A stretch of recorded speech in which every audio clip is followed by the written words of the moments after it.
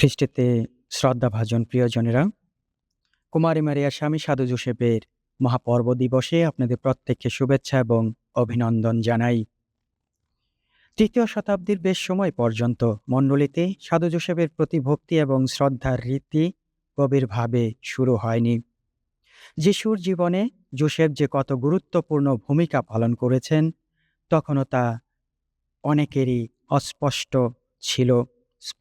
ছিল না।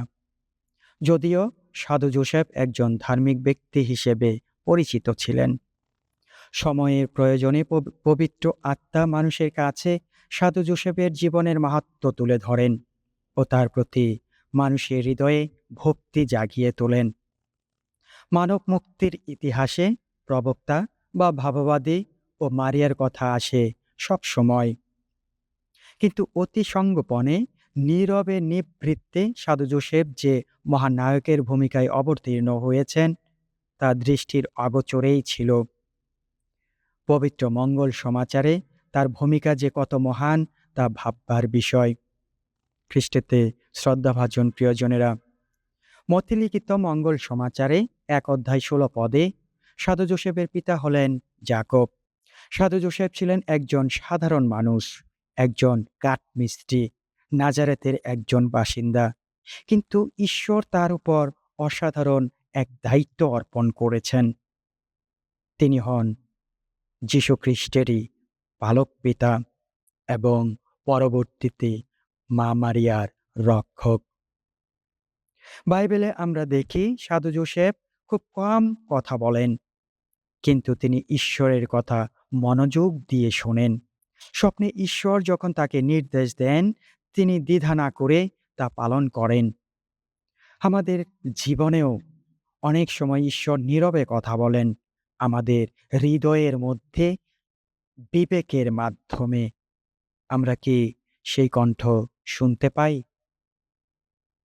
যখন যোসেফ জানতে পারেন যে মারিয়া গর্ভবতী, তিনি বিভ্রান্ত হলেন, কিন্তু ঈশ্বরের নির্দেশ পেয়ে তিনি সবকিছু মেনে নেন। তার এই আনুগত্য আমাদের শেখায় ঈশ্বরের পরিকল্পনা সবসময় আমাদের বোধগম্য না হলেও তা বিশ্বাস করা দরকার। খ্রিস্টেতে শ্রদ্ধাভাজন প্রিয়জনেরা, যোসেফ নিজের পরিবারকে রক্ষা করতে সবকিছু ছেড়ে পালিয়ে যান। আজকের দিনে একজন পিতা, একজন অভিভাবক হিসেবে আমাদের উচিত পরিবারকে রক্ষা করা, শুধু শারীরিকভাবে নয়, আধ্যাত্মিকভাবেও। যোসেফ ছিলেন একজন পরিশ্রমী শ্রমিক। তিনি তার হাতের কাজ দিয়ে পরিবারকে চালাতেন। আমাদের প্রতিদিনের কাজ যত ছোটই হোক, যদি তা সততা ও ভালোবাসা দিয়ে করি তাহলেই তা ঈশ্বরের কাছে মূল্যবান। খ্রিস্টেতে শ্রদ্ধাভাজন প্রিয়জনেরা, আজকের এই পর্বদিনে সাধু যোসেফ আমাদেরকে শেখান নীরবে ঈশ্বরের ইচ্ছা গ্রহণ করতে, বিশ্বাসে দৃঢ় থাকতে, পরিবারকে ভালোবাসা ও ত্যাগের মাধ্যমে রক্ষা করতে, সততা ও পরিশ্রমের জীবন যাপন করতে।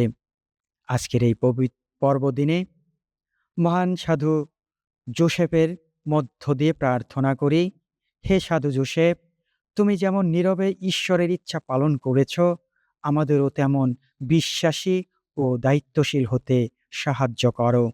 আমাদের পরিবারকে রক্ষা করো এবং আমাদের জীবনকে ঈশ্বরের পথে পরিচালিত করো। ঈশ্বর আমাদের প্রত্যেককে আশীর্বাদ দান করুন।